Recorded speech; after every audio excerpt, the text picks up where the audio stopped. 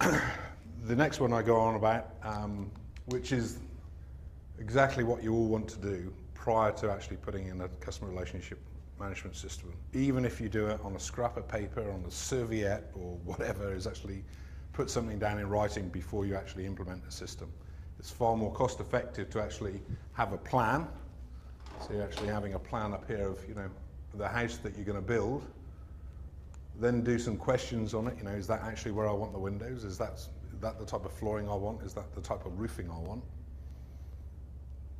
Prior to actually building the house. Because once you start laying that concrete, the concrete's down, it's very difficult to dig it back up. Once you've decided that you want the electrics in that place and they're run through the ground, very, very difficult to go back in and change it all. And it's exactly the same with the CRM system. If you decided to set it up in a certain way, yes, you can go back and change it, but it's much harder to go back and do that if you make a mistake in the first place. Okay? So what you can then do is build what I call a skeleton, and you'll see me doing that all the way through.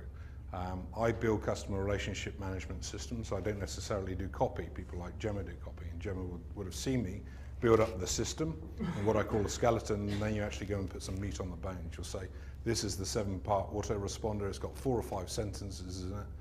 We can set that up and get that going, and then we can go back and add to it later on. So we want to get it up as fast as possible. So for instance, Linda, if you're selling something on Perth Business websites for the new service you have, you might want to just get something up and going, and then go back later and actually add to it and add to it and add to it. And as we all know, we're all going to change everything all the time. But once you get the right process in place, you've drawn it out, it's much easier to do it that way than it is to sort of put it in and then have to go and take bits out. Okay, so I'd always recommend put your plan in place, question it, build the skeleton, and then put some meat on the bones, and that's what we're going to do later on.